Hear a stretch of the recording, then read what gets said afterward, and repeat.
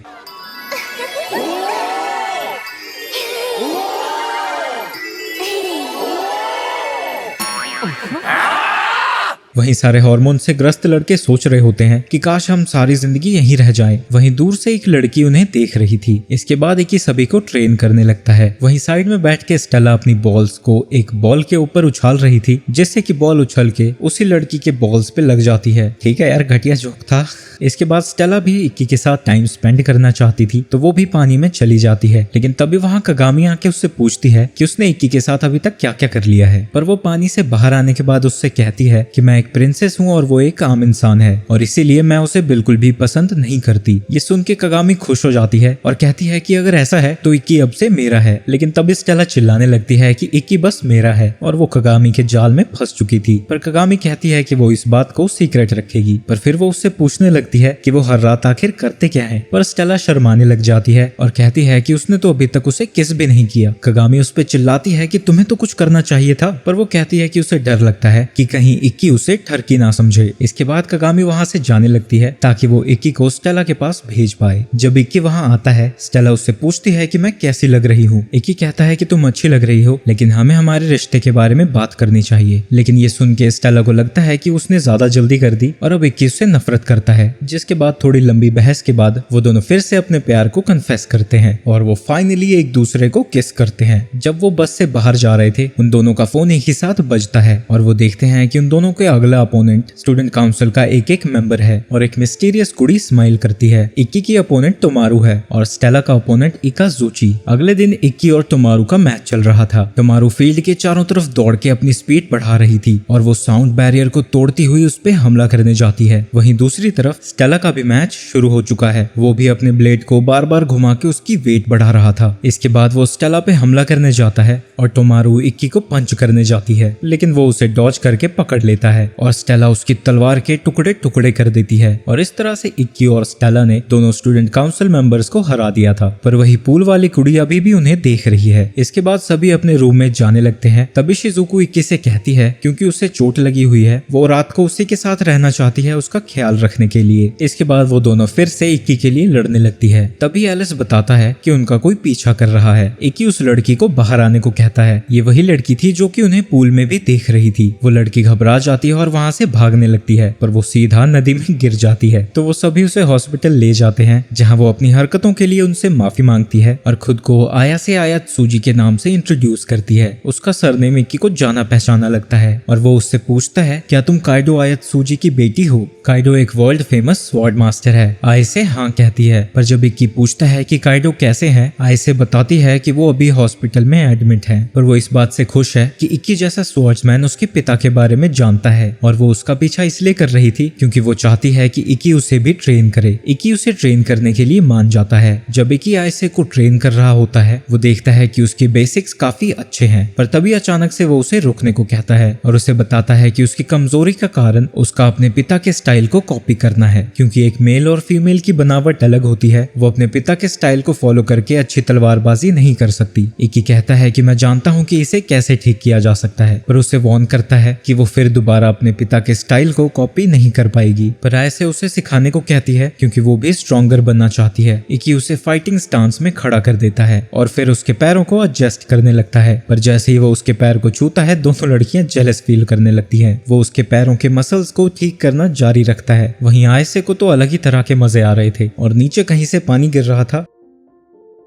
और जब सारा मामला शांत होता है इक्की उसे फिर से अटैक करने को कहता है और इस बार वो एक ही झटके में उसके अटैक को ब्लॉक करके उसके गर्दन पे तलवार रख देती है। वो इक्की का शुक्रिया अदा करती है कि उसने इतनी जल्दी उसकी जिंदगी भर की प्रॉब्लम को ठीक कर दिया। वहीं शाम को इक्की उससे माफी मांगता है क्योंकि वो उसके पैरों को छू रहा था। पर इक्की कहती है कि कोई बात नहीं, तुम तो बस मेरी मदद कर रहे थे। वहीं अगली सुबह स्टेला के साथ आयसे ट्रेन कर रही थी और इक्की उन्हें मॉनिटर कर रहा था। इसके बाद धन्यवाद के तौर पर आयसे उन दोनों को डिनर के लिए लेके जाती है जहाँ स्टेला ठूस ठूस के खाने लगती है क्योंकि बिल तो उसने पे करना नहीं था। तभी वहाँ कुछ गुंडे आते हैं और आयसे को छेड़ते हुए कहते हैं काफी समय हो गया हमें मिले हुए नहीं। पर इक्की उन सभी से अपने हद में रहने को कहता है। तभी वहाँ पे उन सभी का लीडर आता है और वो इक्की से माफी मांग के उसके लिए ग्लास में थोड़ी ड्रिंक डालता है। पर जब इक्की उससे पीने जाता है कोराडो उसके सर पे बोतल ही तोड़ देता है और कहता है कि एक स्वॉर्ड्समैन को हमेशा चौकन्ना रहना चाहिए। वहाँ का कर्मचारी पुलिस को कॉल करने की कोशिश करता है पर स्टूडेंट काउंसिल की एक मेंबर उसे रोक देती है। इक्की को पिटता हुआ देख के स्टेला को गुस्सा आ जाता है पर इक्की उसे शांत रहने को कहता है। ये देख के वो सभी गुंडे इक्की का मजाक उड़ाने लगते हैं पर इसके बावजूद भी वो शांत रहता है। जिसके बाद कोराडो उसके मुंह पे जाके थूक देता है। ये देख के स्टेला उस पे हमला करने ही वाली थी कि इक्की फिर से उसे रोक देता है। इक्की से कोई रिस्पॉन्स मिलता हुआ ना देख के वो सभी वहाँ से चले जाते हैं। उन सभी के जाने के बाद स्टेला इक्की से पूछती है कि वो आखिर उनसे लड़ा क्यों नहीं। इक्की कहता है कि अगर वो उनसे लड़ाई करता तो उसे स्कूल से बाहर निकाल दिया जाता और वो लोग काफी स्ट्रॉन्ग भी थे, तो मैं उन्हें बिना अपने वेपन के नहीं हरा सकता था। तभी अचानक से वहाँ एक टिंगू लड़का पहुंचता है और वो उन सभी को बताता है कि कोराडो को सभी लोग स्वॉर्ड ईटर के नाम से जानते हैं और वो इक्की की जजमेंट की तारीफ करता है क्योंकि पिछले साल के 7 स्टार फेस्टिवल में कोराडो 8th पोजीशन पे था। तभी वो छोरी भी वहाँ आती है और कहती है कि हाँ, तुमने सही किया, अगर तुम वापस उस पे हमला करते तो मेरे पास तुम सभी लोगों को खत्म करने के अलावा कोई चारा नहीं बचता। स्टेला इक्की से पूछती है कि आखिर ये दोनों है कौन। इक्की उसे बताता है ये दोनों स्टूडेंट काउंसिल मेंबर्स हैं। इसके बाद वो टिंगू इक्की की चोट को हील कर देता है। इसके बाद जब वो अपने स्कूल में वापस जा रहे थे, अचानक से ही उन दोनों का फोन बजता है और अगला मैच इक्की का आइसे के साथ है। इसके बाद आइसे उन सभी के साथ ट्रेनिंग करना बंद कर देती है और शिजुको कहती है कि ये शायद उसके लिए बेहतर ही होगा।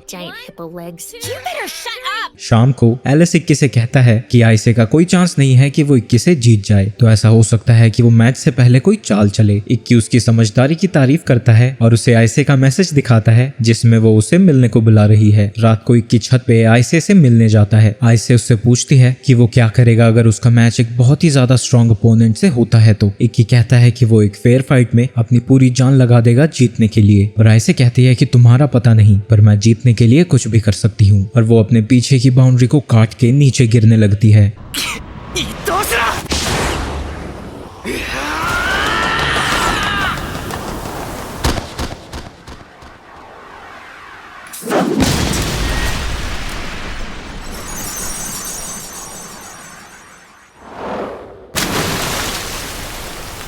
आइसे रियलाइज कर जाती है कि इक्की ने अपने सीक्रेट मूव का यूज कर लिया है, और अब जाके इक्की को समझ में आता है कि ये सब कुछ आइसे की चाल थी, क्योंकि वो अपने इतोशुरा टेक्निक का यूज एक दिन में सिर्फ एक ही बार कर सकता है और उनका मैच 10 घंटे में शुरू होने वाला है। इक्की उससे पूछता है कि तुम्हारे लिए आखिर जीतना इतना इम्पोर्टेंट क्यों है, पर आइसे बिना जवाब दिए वहां से चली जाती है। इक्की उसे रोकने की कोशिश करता है, पर क्योंकि उसकी सारी एनर्जी खत्म हो गई थी वो गिर जाता है। वहीं रूम में स्टेला थोड़े अश्लील से सपने देख रही थी, तभी वहां इक्की आके उसके ऊपर गिर जाता है। पहले तो उसे लगता है कि वो सपना ही देख रही है, लेकिन जब वो देखती है कि उसे सांस लेने में इतनी ज्यादा दिक्कत हो रही है, वो उसे हॉस्पिटल लेके जाती है। कुछ टाइम बाद हॉस्पिटल में इक्की डर के उठता है कि कहीं उसने अपने मैच का टाइम मिस तो नहीं कर दिया, पर अभी भी मैच में 4 घंटे बाकी थे। तभी वहाँ डायरेक्टर आती है और इक्की कन्फेस करता है कि जो बिल्डिंग में डैमेज हुआ था उसकी वजह वही है, पर डायरेक्टर उसे आइसे के बारे में सच्चाई बताने लगती है। 2 साल पहले एक डुअल हारने के बाद आइसे के फादर को हॉस्पिटल में भर्ती किया गया था, और जिस बंदे से उनका डुअल था वो था स्वॉर्ड ईटर, और डुअल की शर्त के हिसाब से स्वॉर्ड ईटर उनके डोजो का ओनर बन गया, और उस समय से ही आइसे के फादर कोमा में हैं। आइसे जब अपने फादर को देख रही थी, वो याद करती है कि उसके फादर ने कहा था कि वो अपने अपोनेंट से हमेशा फेयर फाइट करे और हमेशा अपने तलवारबाजी पे गर्व रखे, पर जिस तरह ने स्वॉर्ड ईटर ने उसे धक्के मार के डोजो से बाहर निकाला था, उस दिन से ही उसके अंदर बहुत ज्यादा गुस्सा भरा हुआ है। उसी वक्त उसके फादर कहते हैं मुझे माफ कर दो। आइसे उनका हाथ पकड़ती है और प्रॉमिस करती है कि वो सब कुछ वापस ले लेगी। डायरेक्टर के ऑफिस के बाहर इक्की अभी भी आइसे से लड़ना चाहता था। इसके बाद लड़ाई का समय हो जाता है और इक्की और आइसे अपने अपने गेट से बाहर आते हैं। इसके बाद दोनों ही अपने वेपन को समन करते हैं। मैच के शुरू होते ही इक्की उसके ऊपर हमला करने जाता है, पर इससे पहले कि वो कुछ कर पाता, अचानक से ही उसके शरीर पे 5 कट्स आ जाते हैं, और जब वो खड़ा होता है एक और स्लैश उसकी पीठ पे लगता है, लेकिन फिर भी वो किसी तरह खड़ा होता है और उसकी तलवार के अटैक्स को ब्लॉक करके वापस से पीछे आ जाता है। इक्की समझ जाता है कि आइसे ने जरूर लड़ाई से पहले यहाँ ट्रैप्स लगा दिए होंगे और अब वो उन्हें एक्टिवेट कर रही है। वहीं आइसे को वो सारी लोकेशंस पता है जहाँ जहाँ उसने ट्रैप्स लगाए थे, और वो इक्की से कहती है कि वो कहीं उससे बच के नहीं भाग सकता। जब वो इक्की पे हमला कर रही थी, वो ये देख के खुश थी कि कमेंटेटर्स को उसके ट्रैप्स के बारे में नहीं पता चला है। जैसे आइसे उसके ऊपर हमला कर रही थी, इक्की एक और ट्रैप में फंस जाता है और ये स्लैश उसके पूरे हाथ को जख्मी कर देता है। ये देख के इक्की रियलाइज करता है कि अगर उसका अगला हमला किसी वाइटल ऑर्गन पे हुआ तो उसकी मौत भी हो सकती है। इसके बाद आइसे उसके ऊपर हमला करना जारी रखती है, पर इक्की किसी तरह उसके हमले से बार बार बच रहा था, और इक्की भी किसी तरह उस पे हमला करता है, पर वो उसके हमले को ब्लॉक कर देती है और उससे माफी मांगते हुए उसके ऊपर एक पावरफुल हमला करती है। पर जब सारी धूल शांत होती है, वो देखती है कि इक्की ने अपने स्वॉर्ड की हिल्ट से उसके अटैक को ब्लॉक कर लिया था, और वो आइसे से कहता है वो बिल्कुल वैसी ही इंसान है जैसा कि उसने सोचा था। वहीं मैच से पहले इक्की यूरी के पास गया था और उसने उससे कहा था कि उसे पता पता है कि आइसे चीट करने वाली है, पर अगर यूरी ऐसा देखे तो वो इस बात को इग्नोर कर दे। जबकि यूरी ने उसे बताया था कि अगर आइसे चीटिंग करते हुए पकड़ी गई तो इक्की ऑटोमेटिकली ही जीत जाएगा। पर इक्की का कहना था कि आइसे अंदर से बहुत अच्छी है। वहीं इक्की आइसे से कहता है कि वो अपने सारे लेसन्स को इग्नोर करके वो बनना चाहती है जो कि वो नहीं है। इसके बाद इक्की कहता है कि वो अपनी पूरी जी जान लगा देगा उसके प्राइड को वापस लाने के लिए। इसके बाद इक्की उसके ऊपर हमला करने जाता है और इस बार वो आइसे के सारे ट्रैप्स को अपने परफेक्ट विजन की मदद से डॉज करता हुआ जा रहा था। अपने इतना पास आता हुआ देख के आइसे अपने सभी ट्रैप्स को एक ही साथ एक्टिवेट कर देती है, लेकिन इक्की फिर भी उस तक पहुंच जाता है और जब आइसे उसे स्लैश करने जाती है वो उसकी आंखों के सामने से गायब हो जाता है।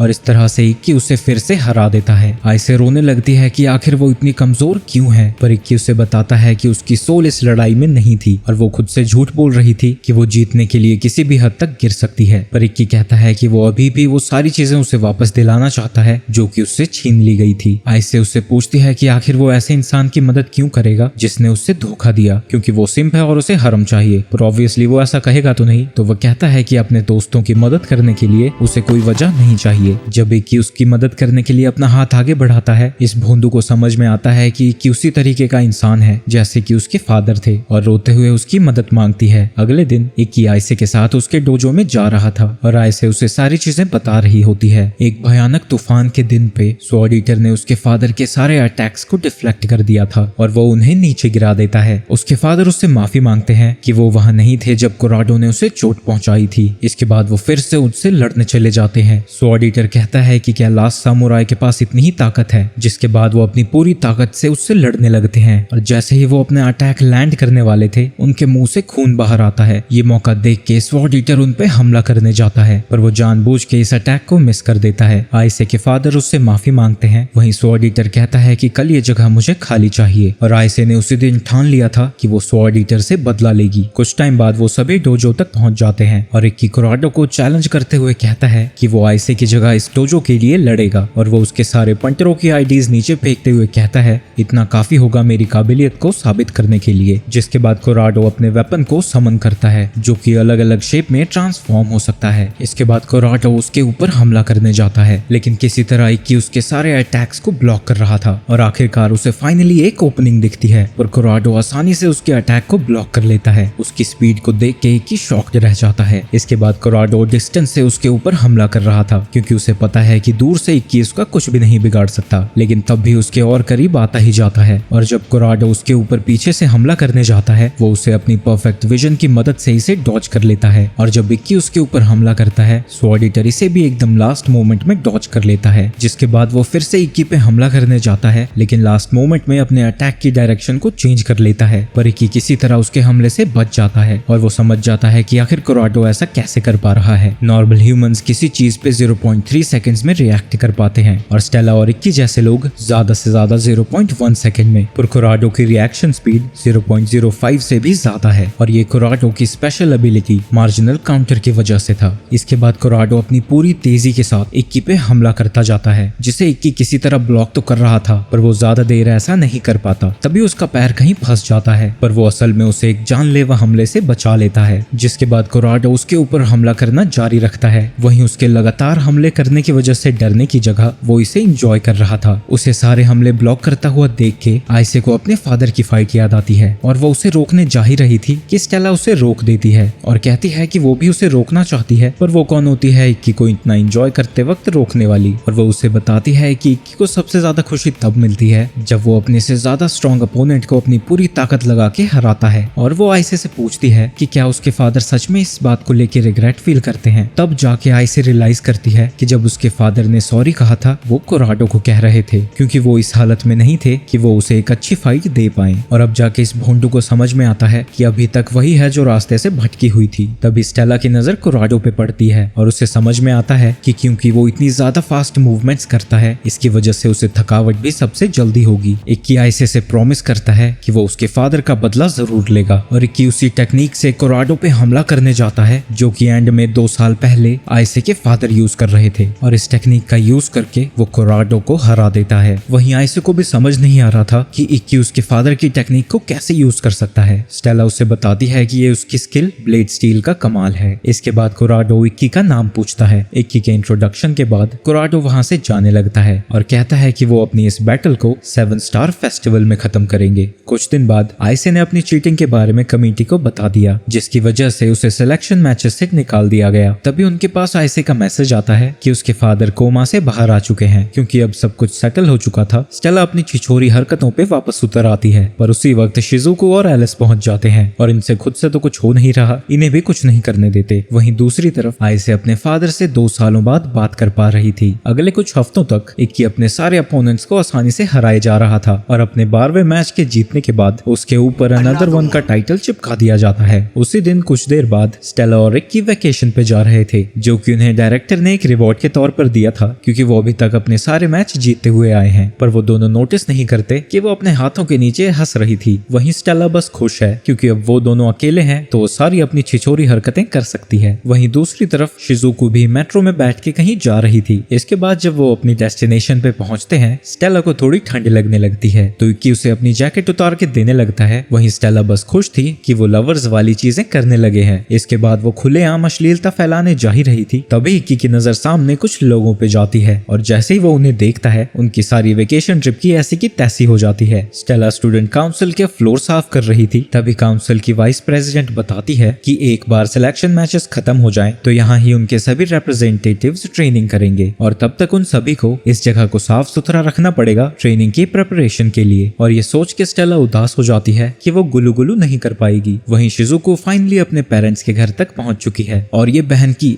भाई की बहन इतनी ज्यादा सनकी है कि इसने अपने बिल्ली का नाम भी इक्की के ऊपर रखा है। उनकी साफ सफाई खत्म होने के बाद स्टेला स्टूडेंट काउंसिल को बताती है कि वो दोनों वाटरफॉल देखने जा रहे हैं, पर रिन रिन उन्हें चिढ़ाती है कि तुम पानी गिरता हुआ देखने नहीं जा रहे हो, पानी गिराने जा रहे हो। हमें क्या पागल समझा है तुमने? नोटी हो रहा के हैं, नोटी हो रहा। इसके बाद जब वो वाटरफॉल देखने जा रहे थे, चला लड़खड़ाती है, पर इक्की के पूछने पर वो कहती है कि वो बिल्कुल ठीक है। पर इक्की जानता है कि इस मोटी की हालत बिल्कुल ठीक नहीं हो सकती, क्योंकि 10-15 राइस बोल्स खाने वाली जनानी ने सुबह सिर्फ 2 राइस बोल्स खाए थे। पर वो कहती है कि वो बिल्कुल ठीक है और वो दोनों पहाड़ पे चढ़ना जारी रखते हैं। दूसरी तरफ शिजुको रूम में बैठ के एल्बम देख रही थी, तभी उसके दरवाजे पे कोई आता है और उसे बताता है कि उसके फादर उसे बुला रहे हैं। वहीं जहाँ अपना प्रेमी जोड़ा था, वहाँ मौसम खराब होने लगा है और स्टेला की तबीयत भी अब काफी ज्यादा खराब हो चुकी है। स्टेला डरे डरे पूछती है कि कहीं वो किसकी वजह से प्रेग्नेंट तो नहीं हो गई। इक्की कहता है कि क्या बोली जा रही है तू, और उसे लगता है कि जुकाम से उसका बचा कुछ दिमाग भी काम करना बंद कर चुका है। वहीं स्टेला को आज से पहले सर्दी जुकाम नहीं हुआ था, तो उसे पता ही नहीं था कि इसमें होता क्या है। इसके बाद वहाँ बारिश शुरू हो जाती है। वहीं पेड़ों से उनके ऊपर कोई नजर रख रहा था। कुछ देर बाद वो दोनों एक अबैंडन्ड कैबिन में पहुंच जाते हैं, जहाँ इक्की उसे गर्म करने की कोशिश कर रहा था। और जब वो उसका माथा चेक करता है, उसका बुखार काफी तेज था क्योंकि उसके सारे कपड़े गीले हो चुके थे। तो इक्की कहता है कि वो अपने सारे कपड़े उतार दे। ये सुन के वो थोड़ा ऑकवर्ड फील करने लगती है। तो इक्की कहता है कि अगर वो दोनों ही नंगू पंगू होंगे तो उसे अजीब नहीं लगेगा, और अपने सारे कपड़े उतार देता है। इसके बाद स्टेला भी अपने कपड़े उतारने लगती है, पर उसे ऐसा करने में मुश्किल हो रही थी। तो ऑब्वियसली इक्की उसकी मदद करता है और इस पूरे टाइम किसी तरह वो खुद पे कंट्रोल रख लेता है। जिसके बाद वो उससे थोड़े और कपड़े उतारने को कहती है क्योंकि उसके चेस्ट में पेन थी। यार तुम मुझे कुछ नहीं कह सकते, ठीक है, कहानी ही ऐसी है। जिसके बाद वो भी तुरंत कर देता है, पर इससे पहले कि उसे अजीब लगता वो जल्दी से उसे ढक भी देता है। पर इसकी वजह से उसका ब्लड फ्लो थोड़ा बढ़ गया था, तो वो इसके लिए स्टेला से माफी मांगने लगता है। पर वो उससे कहती है कि कोई बात नहीं, और वो थोड़ी मॉडर्न जमाने की थी। 何私としたい और फाइनली खुद की वर्जिनिटी लूज करने के बारे में सोच के वो एक्साइटेड हो जाता है, पर ऐन वक्त पे जाके वो मना कर देता है।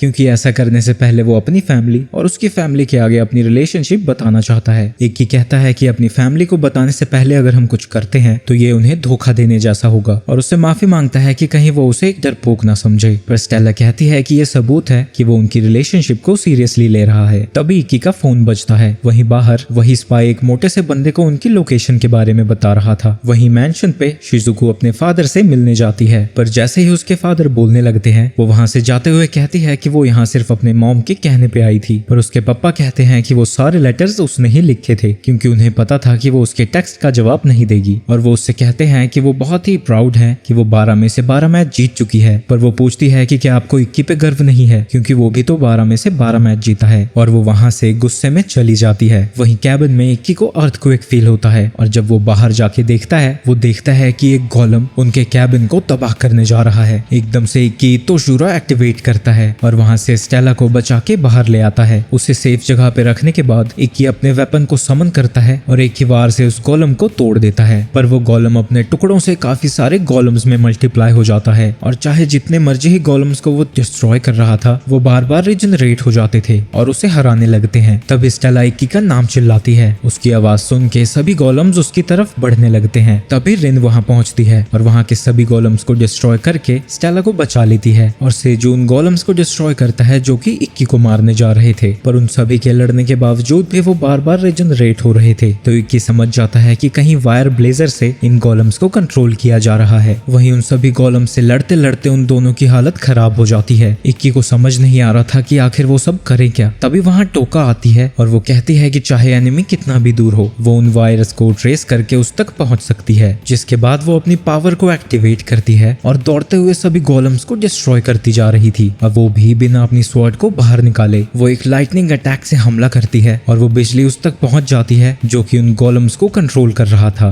इक्की देखता है कि उस एकेडमी की स्ट्रॉन्गेस्ट नाइट आखिर कितनी ज्यादा स्ट्रॉन्ग है और उसकी पोजीशन 7 स्टार फेस्टिवल में 4th है। तभी शिजुको के फोन में एक मैसेज आता है जो देख के वो शॉक हो जाती है। पर उसके बाद वो स्माइल करती है क्योंकि उसका अगला मैच टोका के साथ ही था। अगले दिन स्टेला कह रही थी कि आखिर शिजुको उसे कैसे हराएगी क्योंकि लाइटनिंग तो वाटर के थ्रू ट्रैवल कर सकती है। पर एलिस कहता है कि शिजुको एक हाई लेवल मैजिक यूजर है और वो वाटर को बहुत ज्यादा प्योर कर सकती है जिससे उसकी इलेक्ट्रिसिटी कंडक्टिविटी लगभग 0 हो जाती है। इसके बाद मैच का दिन आ जाता है और वो दोनों ही अपनी फाइट के लिए रिंग में उतरती हैं। इसके बाद दोनों ही अपने वेपन्स को समन करते हैं और मैच शुरू हो जाता है। लेकिन दोनों में से ही पहले कोई अटैक नहीं करना चाहता था और वो दोनों ही अपने अपोनेंट का पहले अटैक करने का वेट कर रहे थे क्योंकि उनकी एक गलती से उनकी मौत हो सकती है। ऐसे ही काफी देर तक इंतजार करने के बाद शिजुको सबसे पहले हमला करती है पर टोका उसके सारे अटैक्स को ब्लॉक करती हुई उसके ऊपर एक लॉन्ग रेंज हमला करती है। पर इसके बाद शिजुको एक पानी की दीवार खड़ी कर देती है और उससे उसके ऊपर पानी की स्ट्रीम से हमला करती है। पर टोका उसके सारे अटैक से बचती रहती है और उसके ऊपर हमला करते हुए उसकी दीवार को गिराने की कोशिश कर रही थी। उसे बार बार पानी की दीवार खड़ी करता हुआ देख के टोका समझ जाती है कि शिजुको की एनर्जी जल्दी ही खत्म हो जाएगी। तो टोका धीरे धीरे और उसके करीब आने लगती है पर शिजुको उसके पैरों को जमा देती है और एक बहुत बड़े बर्फ के पत्थर से उसके ऊपर हमला करती है। पर टोका एक ही हमले से उस बर्फ से बाहर आ जाती है। टोका अचानक से ही अपनी स्पीड का यूज करके उसके ऊपर हमला करती है पर शिजुको किसी तरह उससे बच जाती है। जिसके बाद वो दोनों आमने सामने एक बार फिर से खड़े होते हैं लेकिन फिर से टोका एकदम से उसके पास आके उस पे हमला करती है। पर वो शिजुको का वाटर क्लोन था और किसी तरह शिजुको मैच को हारते हारते बच जाती है। इसके बाद टोका फिर से अपनी स्पीड का यूज करके शिजुको पे हमला करती रहती है। वहीं शिजुको के पास बचने के अलावा और कोई रास्ता नहीं था। स्टेला इक्की से पूछती है कि आखिर ये शिजुको इतना धीरे क्यों रिएक्ट कर रही है। इक्की बताता है कि शिजुको उसके अटैक्स को नहीं देख सकती। यही एबिलिटी उसके ऊपर एक टीचर ने भी यूज की थी। तभी नेने उसकी इंटेलिजेंस की तारीफ करती है और बताती है कि इस टेक्निक को नुकीआशी कहते हैं जिसमें करेक्ट तरीके से ब्रीदिंग और स्टेप्स का यूज करना होता है और फिर वो उसे करके भी दिखाती है। वो एक्सप्लेन करती है कि ह्यूमन ब्रेन जो भी देखता है और सेंस करता है वो उसे याद नहीं रखता, कुछ चीजें सबकॉन्शियस में जाती हैं। नुकीआशी टेक्निक का यूज करके कोई भी अपने अपोनेंट के सबकॉन्शियस में छुप सकता है और इसी वजह से शिजुको के जीतने का चांस बिल्कुल भी नहीं था। पर इक्की का मानना था कि शिजुको जरूर जीतेगी। जिसके बाद स्टेला शिजुको को अपनी पूरी ताकत से लड़ने को कहती है तो स्टेला अपने वाटर मैजिक का यूज करती है और अपने सारे ही जख्मों को हील कर लेती है। इसके बाद जब टोका उसके ऊपर हमला करने जाती है वो उससे बचने के लिए लॉन्ग रेंज हमलों का यूज करती है। जिसके बाद वो अपने आइस स्ट्रीम्स का यूज करके उसके ऊपर हमला करती है पर टोका उसके सारे हमलों से ही बचती चली जाती है और लाइटनिंग से उसके ऊपर हमला करती है। उसी वक्त शिजुको शिजुको उसके हाथ को जमा देती है और उसके पर्पल लाइटनिंग से बचने के लिए आइस की दीवारें खड़ी कर देती है। और आखिर में टोका जब उसके ऊपर हमला करती है वो शिजुको नहीं बल्कि बस उसका क्लोन था। इसके बाद काफी सारे वाटर क्लोन्स उसके ऊपर हमला करने जाते हैं और जब वो उन सभी को खत्म करती है वो शिजुको के जाल में फंस चुकी थी क्योंकि वो पूरा एरिया धुंध से घिर चुका था और उस फॉग में शिजुको अपनी मेन बॉडी को छुपा सकती थी और उसके ऊपर लगातार अपने क्लोन से हमला करती जाती है।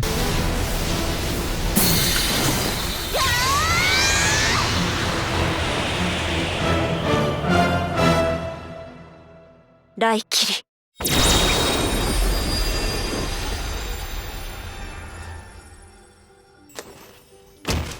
और इस तरह से शिजुको अपना 13वां मैच हार जाती है। उसी दिन रात को वो सभी शिजुको के होश में आने का इंतजार कर रहे थे, पर जब उसे होश आता है वो सभी को वहां से जाने को कहती है। स्टेला को उसकी फिक्र हो रही थी पर इक्की कहता है कि उसे कुछ भी नहीं होगा, वो स्ट्रांग है। वहीं एलिस के वहां से ना जाने की वजह से वो उसके ऊपर गुस्सा होती है, पर एलिस उसे हक करता है और कहता है कि उसने बहुत मेहनत की है और उसकी लड़ाई को अंत तक उसके भाई ने देखा था और वो कहता है कि उसके सामने उसे स्ट्रांग होने की एक्टिंग करने की जरूरत नहीं है। ये सुन के शिजुको रोने लगती है। वहीं दूसरी तरफ उसके बाप को न्यूज मिल जाती है कि वो हार चुकी है और वो उस मोटो को कहता है कि अब वो जैसा चाहे कर सकता है। कुछ दिन बाद स्टेला अपना 14वां मैच जीत जाती है। इसके बाद स्टेला और इक्की सनसेट में कहीं जा रहे थे और स्टेला उससे पूछती है कि क्या उसे उनका प्रॉमिस याद है। इक्की कहता है कि वो कैसे भूल सकता है और जब वो चिम्मा चाटी कर रहे थे एक छिछोरा आदमी उनकी फोटो खींचता है और हंसता है। वहीं स्कूल में नोटिस चिपकाए जा चुके हैं कि अब सिर्फ 4 मैचेस ही बचे हैं स्कूल के रिप्रेजेंटेटिव को सिलेक्ट करने के लिए। वहीं डायरेक्टर इक्की से पूछती है कि क्या वो इस मोटो को जानता है जिसका कि नाम अकाजा है। जब इक्की उसे बताता है कि वो कुरुगाने फैमिली के लिए काम करता है, डायरेक्टर उसे कैंपस में संभाल के रहने को कहती है। उसी दिन स्टूडेंट काउंसिल स्टेला और इक्की को बुलाते हैं, पर जैसे ही वो वहां पहुंचते हैं उनका स्वागत टोका कुछ इस तरह से करती है, जिसके बाद वो उन सभी पे सफाई के लिए चिल्लाने लगती है। और इसके बाद जब वो उन दोनों का स्वागत करती है स्टेला उसे याद दिलाती है कि ये स्कूल है।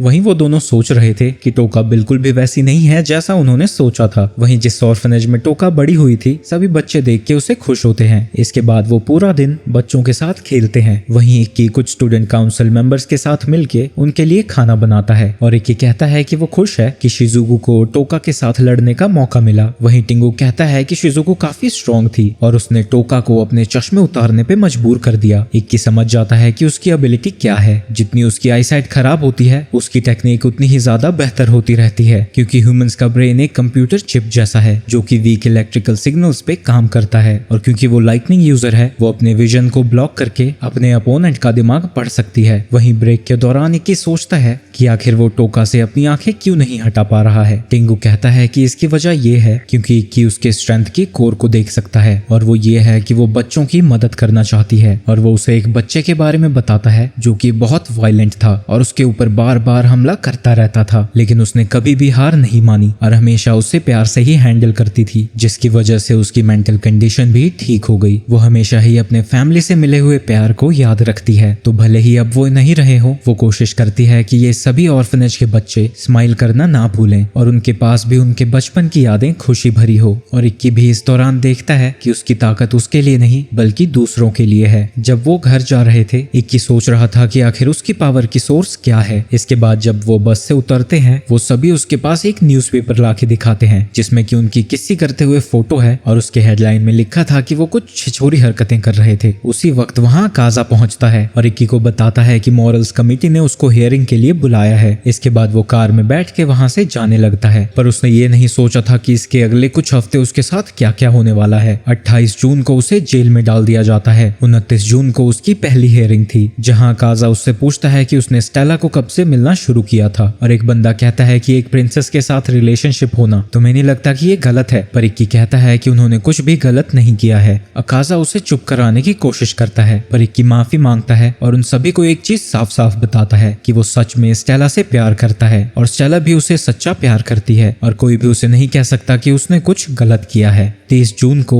इक्की को सॉलिटरी कन्फाइनमेंट में बंद कर दिया जाता है जहां उसे समझ नहीं आ रहा था कि आखिर वो क्या करे। वहीं दूसरी तरफ स्टेला अपना अगला मैच जीत जाती है, पर सभी लोग इसी बारे में बात कर रहे थे कि वो दोनों कितने ठरकी और अश्लील हैं, जैसे इनके हार्मोन्स तो उछाल मार ही नहीं रहे। वहीं स्टेला भी उसके लिए परेशान थी। इसके बाद 1 जुलाई को अकाजा उसे सिलेक्शन मैच के लिए लेके जा रहा था, जबकि इक्की वहां लगभग लगभग भूखा रहता था। इस मैच की ऑफिशियल यूरी होगी, जिसके बाद अकाजा मैच शुरू कर देता है। 2 जुलाई को जानबूझ के ऐसी न्यूज को फैलाया जा रहा था कि बस एक खूंखार मर्डरर है। वहीं स्टेला कहने लगती है कि कहीं ये सब उसकी गलती तो नहीं है, शायद बेटर होता अगर वो साथ ना होते तो। पर ये सुन के शिजुको उस पे हमला कर देती है और कहती है कि इतना सब कुछ इसीलिए सह रहा है क्योंकि वो उनके रिलेशन को आगे बढ़ाना चाहता है। ये सुन के स्टेला को इक्की की बातें याद आती है और शिजुको उसे कायर कह के वहां से चली जाती है। और अब स्टेला रियलाइज करती है कि ये सब कुछ उसी के लिए कर रहा था। 3 जुलाई को वो अपने कुछ बाल काटती है। वहीं 5 जुलाई को इक्की अपना एक और मैच जीत जाता है और ये उसकी 16th लगातार जीत थी। जब कमजोरी की वजह से इक्की गिरता है, यूरी उसे पकड़ लेती है और गार्ड को डिस्ट्रैक्ट करने के लिए खून की उल्टी करती है और वो उसके कपड़ों में कुछ डाल के वहां से चली जाती है। अपने सॉलिटरी कन्फाइनमेंट में इक्की देखता है कि उसने क्या रखा था। स्टेला के बाल को देख के उसमें कॉन्फिडेंस फिर से आ जाता है और वो समझ जाता है कि स्टेला अभी भी उनका प्रॉमिस नहीं भूली है। उस दिन वो अपने फादर से मिलने की रिक्वेस्ट करता है, जो कि उस ब्रांच के हेड हैं, ताकि वो अपने इनोसेंस को प्रूव कर पाए। अकाजा बिल्कुल भी ऐसा करना नहीं चाहता था, पर डायरेक्टर उसे अप्रूव कर देती है। जिसके बाद इक्की अपने फादर से मिलने जाता है, जहाँ की उसके फादर काफी इम्प्रेस्ड थे कि इतने सारे स्ट्रॉन्ग अपोनेंट से जीत रहा था। उसी वक्त इक्की रियलाइज करता है कि वो अभी तक इसलिए लड़ रहा था ताकि एक दिन उसके फादर उसे रिकॉग्नाइज करें। पर जैसे ही वो सारी चीजें कहता है कि वो गलत है और वो उसे शुरू से ही एक्नॉलेज करता हुआ आया है, पर वो आगे कहता है कि किसी टैलेंटलेस इंसान को कुछ सिखाने से वो केपेबल तो बन जाता है, लेकिन वो कभी अपनी जिंदगी में साधारण चीजों से ज्यादा अचीव नहीं कर सकता। तो किसी टैलेंटलेस इंसान को स्किल सिखाना किसी यूजलेस इंसान से भी बहुत बदतर होता है। ये सुन के इक्की की सारी उम्मीदें खत्म हो जाती हैं और उसका फादर कहता है कि जब कोई बिना टैलेंट के कुछ अचीव करता है, इससे सिटीजन्स में भी होप आती है, जिसकी वजह से जो उनके पास होता है वो उन चीजों से संतुष्ट नहीं होते और वो और भी चीजें पाने के चक्कर में देश की अमन और शांति को खत्म कर देते हैं। यूजलेस सिटीजन्स को अपनी औकात में रहना चाहिए। मैं भी तुमसे यही चाहता हूँ कि अगर तुम कुछ नहीं कर सकते तो कुछ मत करो, और तुम रो क्यों रहे हो। 8 जुलाई को इक्की फिर से अपना मैच जीत जाता है, पर अब वो धीरे धीरे अपने जीने की सारी शक्ति खो रहा था, क्योंकि एक छोटा सा गोल जो कि उसके फादर को उसकी ताकत को रिकॉग्नाइज करवाना था वो भी जा चुका था। इसके बाद जब वो अपना 19वां मैच जीतता है, उसका फाइनल मैच जल्दी ही होने वाला था और डायरेक्टर उसकी बहन को बताती है कि उसके पास बुरी खबर है। वहीं दूसरी तरफ अकाजा उसे बताता है कि उसका अगला अपोनेंट टोका है। अगर वो अपना फाइनल मैच जीत जाता है, ये उसकी क्वालिफिकेशन को प्रूव करने के लिए काफी होगा और उसे वो छोड़ देंगे। पर अगर वो हार जाता है, उसे नाइट बनने की कोशिश छोड़नी होगी। उसी रात को टोका शिजुको को बुलाती है। उससे पता है कि कमेटी इक्की को ढंग से नहीं रख रही है, जिसकी वजह से उनका मैच फेयर नहीं होगा, तो वो चाहती है कि इक्की मैच से मना कर दे। पर शिजुको जब घर वापस आती है, वो एलिस से कहती है कि उसे नहीं समझ आ रहा कि आखिर वो क्या करे। वहीं स्टेला अपना सारा गुस्सा ट्रेनिंग में उतार रही थी और इक्की पूरी तरह से थक चुका है। इसके बाद वो दिन आ जाता है जिस दिन सभी का फाइनल मैच था। इनमें 6 जीतने वालों को 7 स्टार स्वॉर्ड फेस्टिवल में अपनी जगह मिल जाएगी। आज जिन लोगों का मैच है उनमें से एक Stella, student council vice president और इक्की है। वहीं क्योंकि इक्की का मैच लाइव ब्रॉडकास्ट किया जाएगा, जब सभी लोग उसके मैच का इंतजार कर रहे थे, वो समझ जाते हैं कि कमेटी पब्लिकली इक्की की बेइज्जती करना चाहते हैं। तभी वहाँ एक बुढ़ा आता है जो कि एक लेजेंडरी गॉड ऑफ वॉर है और उसका नाम नैंगो है, और वो कहता है कि वैसे तो टोका उसकी फेवरेट स्टूडेंट है, पर वो इक्की को भी लड़ते हुए देखना चाहता है। तभी वहाँ काजा पहुंचता है और कहता है कि मैच शायद इंटरप्ट होगा आज। तभी अनाउंसमेंट की जाती है कि इक्की अभी तक मैच के लिए नहीं पहुंचा है और अगर वो 15 मिनट के अंदर नहीं आया तो टोका ऑटोमेटिकली जीत जाएगी। वहीं इक्की का मैच लाइव ब्रॉडकास्ट किया जाएगा। डायरेक्टर अकाजा से पूछती है कि फेडरेशन ने प्रॉमिस किया था कि वो इक्की को अपनी कार में साथ में लेके आएंगे, पर अकाजा कहता है कि जब वो उसे लेने गए थे वो पहले ही वहां से जा चुका था और वो कहता है कि इक्की कोई बच्चा नहीं है, वो सही सलामत यहाँ पहुंच ही जाएगा अगर वो रास्ते में बेहोश नहीं हो जाता तो। वहीं दूसरी तरफ थकाहारा इक्की अभी तक वहीं पहुंचने की कोशिश कर रहा है और वो अपने ग्रैंडफादर की बातों को याद करता है और वो सोचने लगता है कि शायद उनकी बातें उसके लिए नहीं बनी थी, क्योंकि वो यूजलेस है और उसमें जरा भी टैलेंट नहीं है, क्योंकि उन बातों की वजह से उसकी जिंदगी और मुश्किल ही हुई है और उसकी खुद की टेक्निक्स भी चुराई हुई हैं। और वो उससे कहता है कि वो हार मान ले और एक मरे हुए इंसान की बातों को मानना बंद करे। पर जैसे ही वो हार मानने वाला था, उसके दिल में फिर से उम्मीद जगती है और इसी उम्मीद जिसकी वजह से उसकी जिंदगी में वापस से रंग आते हैं। और जब वो अपनी आंखें खोलता है वो देखता है कि शिजुको ने उसे गले लगा रखा था और वो कहती है कि वो चाहे ना चाहती हो कि वो टोका से लड़े पर वो कभी भी उसे अपनी तरीके से लाइफ जीने से नहीं रोकेगी। उसी वक्त इक्की के सभी दोस्त और जिनकी इक्की ने मदद की थी वो वहां उसे चेयर करने के लिए पहुंचे हुए थे और शिजुको उसे कहती है कि अब वो कभी अकेला नहीं होगा। तभी शिजुको अपना मेडल दिखाती है और उसे बताती है कि वो अभी भी अपना प्रॉमिस पूरा कर रही है और इक्की आगे बढ़ना जारी रखता है और वो सोचता है कि आखिर वो कभी डगमगाया भी क्यों, क्योंकि उसने स्टेला के साथ प्रॉमिस किया था कि वो साथ में नाइटहुड तक पहुंचेंगे। टिंगू भी टोका को बताता है कि इक्की सच में वहां पहुंच चुका है, जिसके बाद टोका और इक्की दोनों ही एरिना में पहुंचते हैं और उसी वक्त एलेक्स भी अपने क्वालिफिकेशन मेडल के साथ वहां पहुंचता है। पर नेने नोटिस करती है कि इक्की बहुत ही थका हारा लग रहा था और उसे देख के ऐसा लग रहा था कि वो काफी दिनों से भूखा है। टोका उसकी हालत के लिए सॉरी फील करती है पर वो उनके मैच के लिए एक्साइटेड भी है। इक्की भी यही कहता है और कहता है कि जो उसे सपोर्ट कर रहे हैं वो उनकी हालत आरसीबी फैंस की तरह नहीं होने देगा। मैच के स्टार्ट होते ही इक्की तोशूरा टेक्निक का यूज करता है। ये देख के सभी हैरान थे क्योंकि उनके हिसाब से इक्की की हालत नहीं है कि वो इसे यूज कर सकता है, पर स्टेला स्माइल करती है क्योंकि उसे लगता है कि ये उसके प्लान का हिस्सा है। टोका भी जानती है कि इस टेक्निक की मदद से इक्की तेजी से उसकी तरफ सामने से आएगा, तो अगर एक बार उसने इस अटैक को डॉज कर लिया तो वो जीत जाएगी। पर वो ऐसा नहीं करना चाहती बल्कि वो अपने भी स्ट्रॉन्गेस्ट अटैक के साथ उससे लड़ना चाहती है। इक्की जानता है कि वो एक ही बार अपनी तलवार को स्विंग कर सकता है तो उसे ज्यादा टाइम की जरूरत है भी नहीं और वो अपने स्ट्रॉन्गेस्ट अटैक के साथ उसके ऊपर हमला करने के लिए आगे बढ़ता है। टोका भी इस चैलेंज को एक्सेप्ट करती है और वो भी उसके जवाब में अपना स्ट्रॉन्गेस्ट राइकिरी का हमला यूज करती है।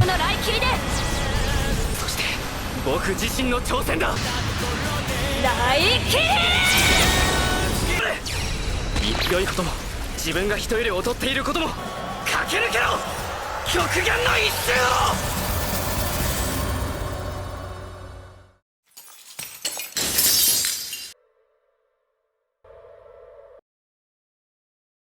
इसके बाद इक्की अपने खून से सने हाथों के साथ अपनी जीत को डिक्लेयर करता है। वहीं एरिना के बाहर स्वॉर्ड ईटर ये सुन के खुश होता है, लेकिन इक्की को जीतता हुआ देख के ये मोटू मटका गुस्सा हो जाता है। पर बुढ़ा कहता है कि टोका ने भी अपनी पूरी ताकत का यूज किया था और डायरेक्टर कहती है कि सिर्फ इतोशूरा राइकिरो को हराने के लिए काफी नहीं था, तो जब वो इस टेक्निक को 1 मिनट के लिए यूज कर सकता था उसने अपनी सारी एनर्जी और ताकत 1 सेकंड में लगा दी और इस तरह से वो जीत पाया था। वहीं एरिना में इक्की अपनी पूरी ताकत लगा के खुद को गिरने से रोकता है। वहीं स्टेला भी उस तक पहुंचने के लिए दौड़ रही थी और जब अकाजा इक्की पे हमला करने वाला था स्टेला उसे स्टेडियम के बाहर पहुंचा देती है और जब वो फाइनली वहां पहुंचती है इक्की उसकी तरफ बढ़ने लगता है, पर जब उसकी तलवार गायब हो जाती है वो उसे हक करके गिरने से बचाती है और कहती है कि वो उस पे कितना प्राउड फील करती है। इसके बाद वो दोनों थोड़ी बहुत प्यार भरी बातें करते हैं और स्टेला उसे हक करती है और इक्की रियलाइज करता है कि यही वो प्यार था जिसकी वजह से वो इतने दिनों तक इतनी तकलीफों को सह पाया था। तो सारी बातों को साइड रखते हुए वो सीधा उसे मैरिज के लिए प्रपोज कर देता है, जिसके लिए ऑब्वियसली स्टेला हाँ कर देती है, जो सुन के पूरा स्टेडियम उनके लिए चीयर करने लगता है और वो दोनों किसी के साथ अपनी बर्बादी